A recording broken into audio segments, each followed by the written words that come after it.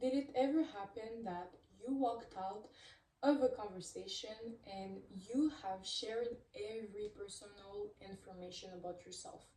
You explained your friendship's fallout, your fallout with your ex-boyfriend, your traumas, all of the personal informations to people that don't even know you that much yet. And you have left this conversation feeling drained, misunderstood, unseen, and wondering, why did I share those things to random people? Why do I feel so overwhelmed and so bad at the moment? One of the reasons is because you have let random people have access to your energy too freely by explaining them all of who you are, the reason why you're acting the way you are, etc. But in this video, I will explain my top 3 tips that help me from stopping oversharing. So, if you don't know who I am yet, I am Snejana. I have been going on a deep healing journey for over 2 years. Along the way, I have learned how our traumas, our experiences are shaping early on how we see the life and how we act in our daily life. And if we don't become conscious of our patterns, it determines our potential. So if you're not following me yet, you can follow me, and this account is there to help you achieve your full potential. Let's start and understand why oversharing happens. Oversharing happens when you want to feel seen, understood, accepted by others. So it's a way of seeking validation and acceptance. First, one of the reasons might be, okay, if I tell them everything about me and they know everything and they decide to stay, it's a way of stopping rejection because I don't have to hide anything about myself anymore. You know everything. So it's a way of like, whether in the future you end up telling them about your traumas or about experiences, if I tell you everything now, I won't have to suffer from us building a friendship, a relationship, and then you leaving. I tell you everything, and if you decide to accept me, you accept me. If you decide to leave, at least I didn't get attached to you yet. Another reason, it can be that unconsciously you want to feel reassured. So you're going to overshare about your traumas, about all of the things that made you suffer that you never really got the validation from your childhood. And obviously, most humans are going to want to reassure you, to be there for you, and so it can be unconsciously a way of helping yourself be validated from what you experienced. And another way is controlling the narrative of how you're perceived. So if you explain yourself, how you see yourself to others, it can be another way of preempting rejection because you're controlling the narrative and how they can see you. Well, obviously, they will still probably not see you the same way you see yourself, but it's a way of controlling the situation and yourself not really getting hurt. So, other reasons, you might feel uncomfortable with silence or emotional distance. You might believe that if someone is never talking or doesn't talk to you or there's a lot of silence in the conversation, it means that you're being rejected, they don't want to talk to you. But most of the time it's not personal, and most of the time when someone is silent, it's a big sign of confidence because they don't feel the need to prove themselves to everyone and they're comfortable in just being themselves and not having to prove themselves. So most of the time it is not against you, and you have to understand that it's even better for yourself to be able to stay silent because random people don't need to know everything about you, and they certainly don't deserve to have access to your energy so freely.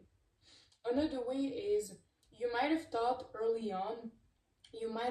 taught early on that when you give too much, that is how you might receive love. So you're going to prove yourself a lot. You're going to want people to see how gentle you are, how amazing you are. So like that you can maybe build connections, and you can feel you can again control the narrative of how others perceive you and feel better about how you're presenting yourself out there in the world. And sometimes it can also be for building connections. So you want to build connections with people. You think that by oversharing, we can get that relatability from others, and we're going to build connections. And sometimes when we overshare, we think that by being vulnerable, that is what will create connection. But that is not how connection is created. Connection is created when it's with time, when someone is present, is safe, shows you they're trustworthy. It doesn't happen in one time. So now I want to talk about the causes of oversharing from trauma. If you grew up feeling emotionally neglected or unseen, you will overshare to feel seen. You will want to fulfill everything that you lacked from your childhood by oversharing to other people, hoping they will give it to you.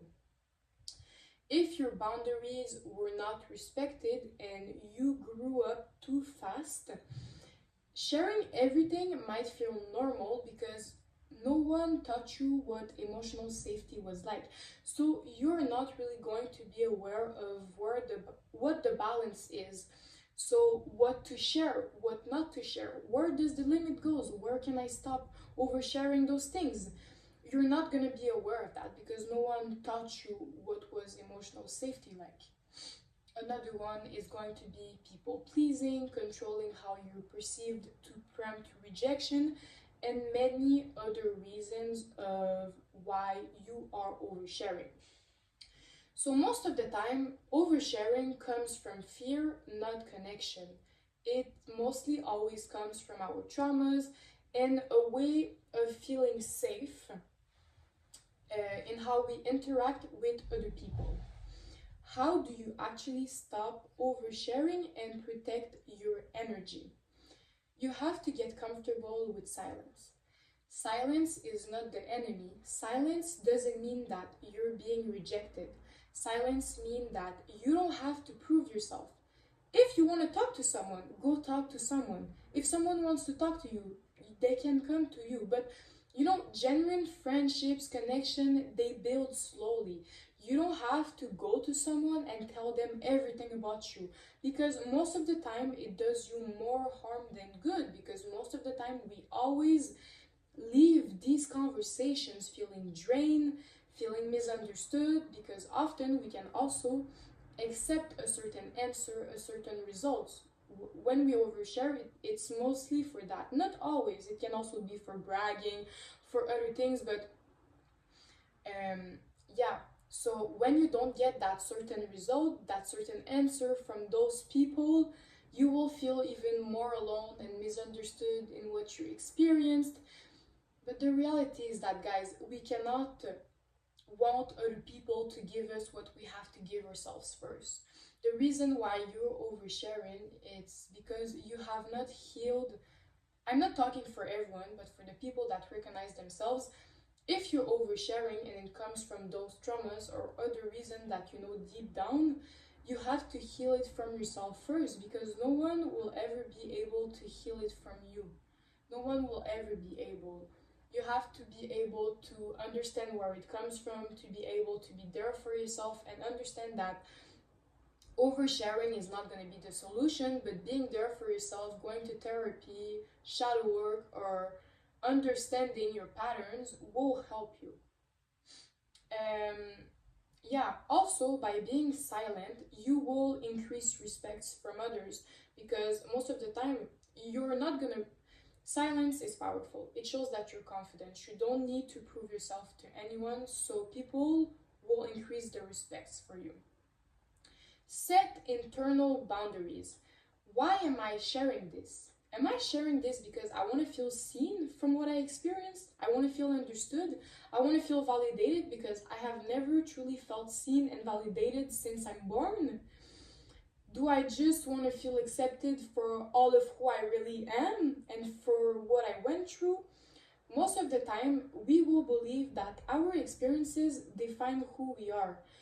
But the consequence with believing that is that after you link your personality to those bad negative experiences, and it represents after how you show up into the world. And I don't want you guys to do that, because me eating an ice cream yesterday doesn't define who I am.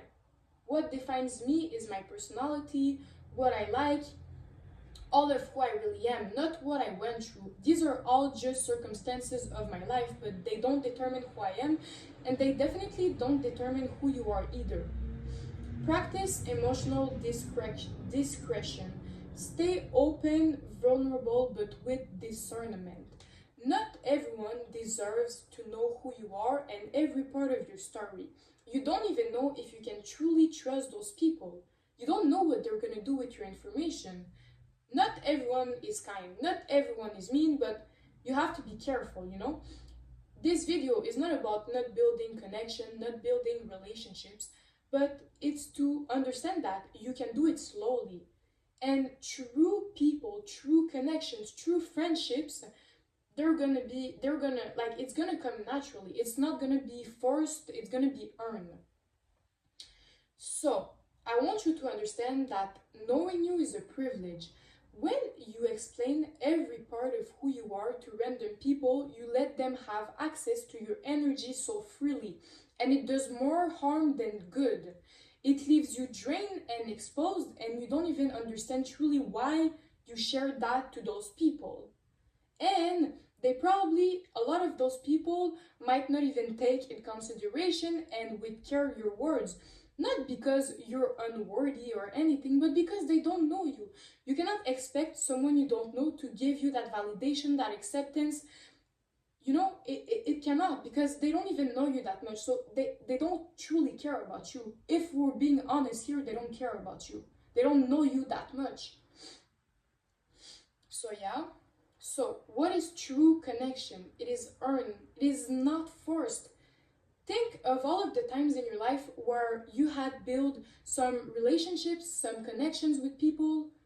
Was it forced? Did you overshare everything? Maybe you did, but most of the time, the normal way to do it, not that it's not normal what to do, but the right way to do it is going to be naturally. It's not going to be oversharing everything about you, because it's going to come naturally. If not, it's not natural. It happens when someone shows up consistent, safe, they're present with you. You're gonna want to share naturally. What I want to say is not that it's not natural, but the reason why you're oversharing is a defensive mechanism. It is not naturally, and it needs to be naturally. That is my point. So people have done nothing to earn your trust, and you are letting them know all of this information about you. This is not what we're gonna do here. You need to reflect, you need to be your own best friend, and you need to be your own therapist if you cannot afford it, and reflect, and it's gonna be a huge game changer. And a real connection doesn't require exposing every detail of your story. Thank you guys for this video. I see you in another video. You're all the best. I love you so much. Bye bye.